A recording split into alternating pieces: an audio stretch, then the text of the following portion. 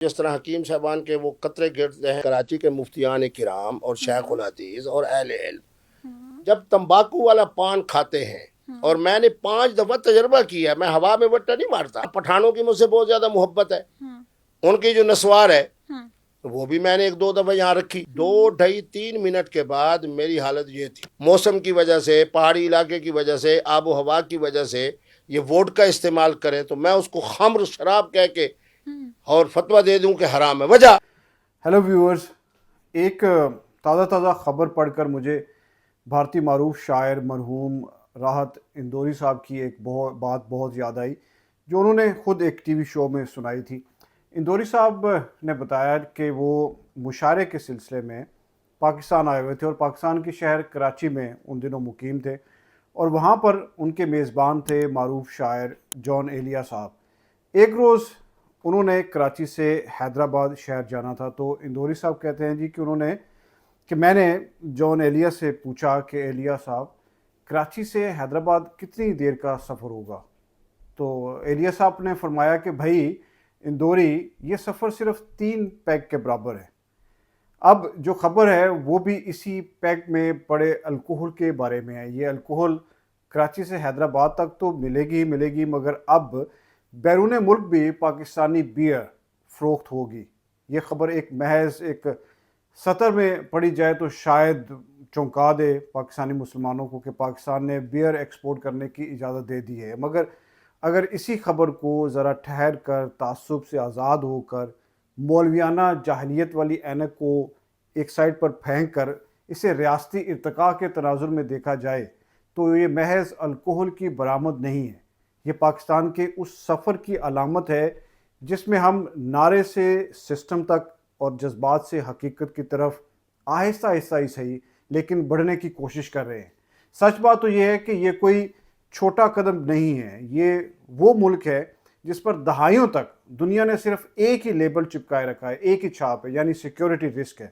آج اگر اسی ملک کا نام کسی بوتل پر لکھا جائے گا، کسی بیئر کی بوتل پر، کسی بار کے شیلف پر رکھا جائے گا، کسی معیشت کے کالم میں بات چھپے گی، تو یہ محض نشہ نہیں ہے، نیشنل ری برانڈنگ ہوگی۔ اب کنٹینروں میں کوئی خطرناک یا دہشت پھیلانے والا سامان ایکسپورٹ نہیں ہوگا، بلکہ ٹھنڈی بوتلیں جائیں گی۔ فرق صرف اتنا ہے کہ پہلے دنیا کو خوف پہنچا کرتا تھا، اب سرور پہنچے گا، اور یہ سرور 164 سال پرانی مری بروری کی بنائی ہوئی بیئر کے ذریعے ایکسپورٹ کیا جائے گا۔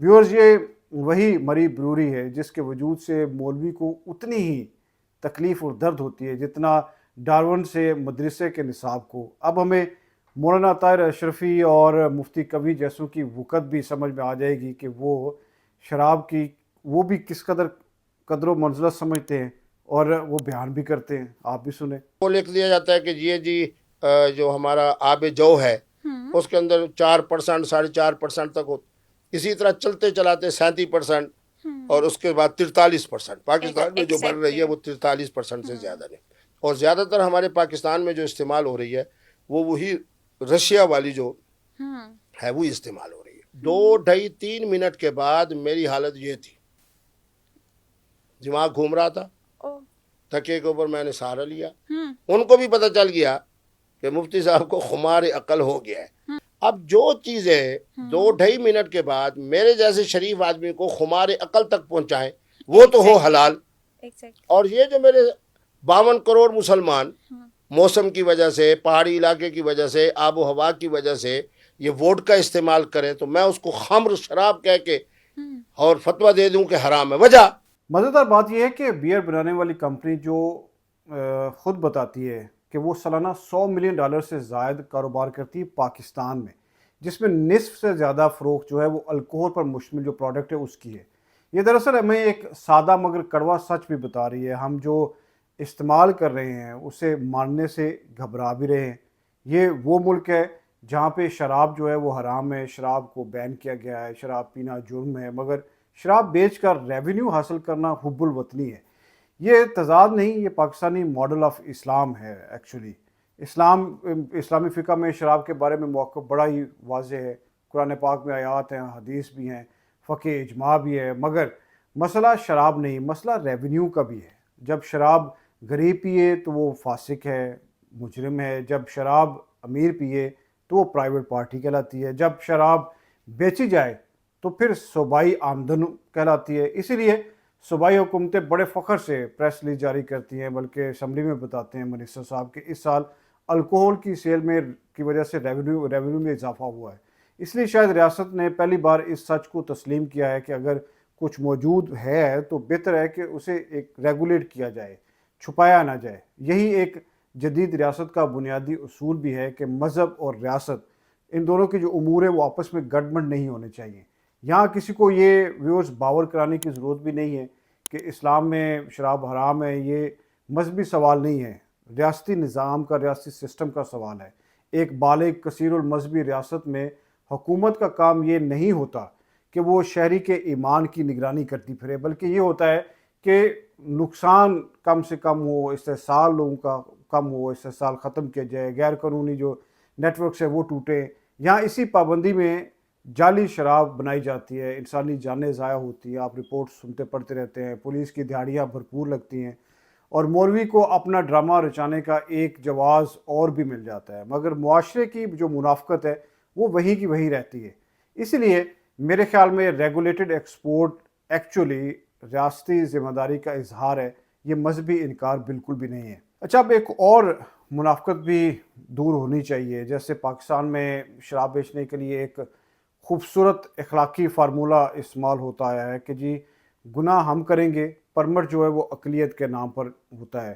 قانون کہتا ہے کہ جی شراب صرف غیر مسلم خرید اور پھر بیچ سکتے ہیں. چنانچہ جو پرمٹ ہیں وہ مسیحی برادری کے نام پر زیادہ تر اور کاٹے جاتے ہیں, اور گاہک ان کے کون سے ہوتے ہیں؟ مسلمان. اور ایمان افروز پولیس کا حصہ علیحدہ ہوتا ہے, اور مذہبی بلاؤں کا رقص الگ ہوتا ہے. یہ وہی ریاست ہے جو اقلیتوں کے حقوق پر تقریریں کرتے, حکمران تقریریں کرتے نہیں تھکتے, مگر انہیں شراب فروش بنا کر بھی زندہ رکھا ہوا ہے تاکہ مسلمان جو ہے وہ پاک رہے اور بوتل ہاتھ میں بھی آ جائے. یہ منافقت نہیں ہے تو اور کیا ہے کہ مسیحی شہری جو ہیں ان کو نوکری نہ ملے مگر شراب بیچنے کے لیے وہ بہت ضروری سمجھے جاتے ہیں. اب اس منافقت کو بھی ہٹانے کا وقت آ گیا ہے. ایک بہتر ریاست وہ ہوتی ہے جو اقلیت کو محض تحفظ نہ دے بلکہ اسے اپنے معاشی سسٹم کی معاشی شراکت دار بنائے. اگر مسیحی برادری اس صنعت کو قانونی اور محفوظ اور باوقار حصہ بناتی ہے تو یہ سفید رنگ کو رسمی نہیں بلکہ عملی معنوں میں زندہ رکھنے کا ایک موقع بھی ہے. اور یہ ریاست کے لیے ایک موقع ہے کہ اقلیت کو گناہ کا ٹھیکیدار نہیں بلکہ قانونی سٹیک ہولڈر بھی بنایا جائے. یہاں اصلاح کی گنجائش بھی ضرور ہے, موجود ہے, مگر راستہ درست سمت میں بھی ہونا چاہیے جو کہ لگ رہا ہے کہ ہے.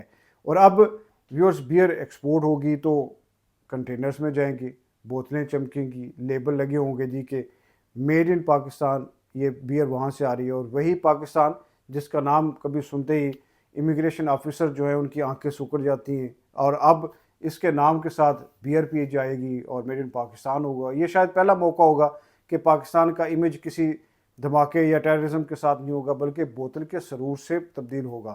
اور یہ فطری بھی ہے کہ مذہبی حلقوں میں بے چینی ہوگی, بالکل ہوگی, لیکن شاید اب وقت آ گیا ہے کہ فتوے کی بجائے مکالمہ کیا جائے, مکالمہ ہو, اور نعروں کی بجائے پالیسی پر بات کی جائے. ریاست کا یہ قدم مولوی کو چیلنج نہیں کرتا, یہ اسے ایک مکالمے کی دعوت دیتا ہے, اور یہ مکالمہ اگر سنجیدگی سے ہو تو معاشرہ آگے بڑھے گا. اور پھر یہ کہ آج دنیا جو ہے وہ دوسرے ممالک کو صرف ایک ہی لینس سے یا ایک ہی زاویے سے نہیں دیکھتی بلکہ سرمایہ کار سوال پوچھتے ہیں اپنے انویسٹمنٹ کے بارے میں, سیفٹی کے بارے میں, سیاح جو ہے امکانات دیکھتے ہیں, مارکیٹس جو ہے وہ ریٹرن اور رسک کے بارے میں دیکھی جاتی ہیں. اگر پاکستان دہشت گردی سے نکل کر صنعت, ریگولیشن اور ایکسپورٹ کی طرف آ رہا ہے تو یہ ایک پازیٹیو ایسپیکٹ ہے, چاہے وہ بیئر کی بوتل میں کیوں نہ بند کیا گیا ہو. تو یہ کوئی نظریاتی شکست بھی نہیں ہے, یہ حقیقت سے ویورز آنکھ ملانے کی جرت ہے, کیونکہ نشہ تو وقتی ہوتا ہے مگر سچ کا ذائقہ دیر پا ہے.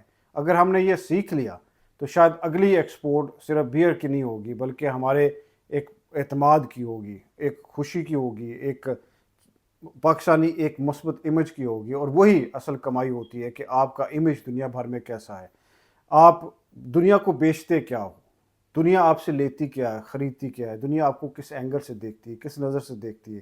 جب بھی آپ کا نام آتا ہے کسی بھی قوم کا, کسی بھی ملک کا, تو اس میں دنیا کے لیے وہ امپریشن کیا ہے.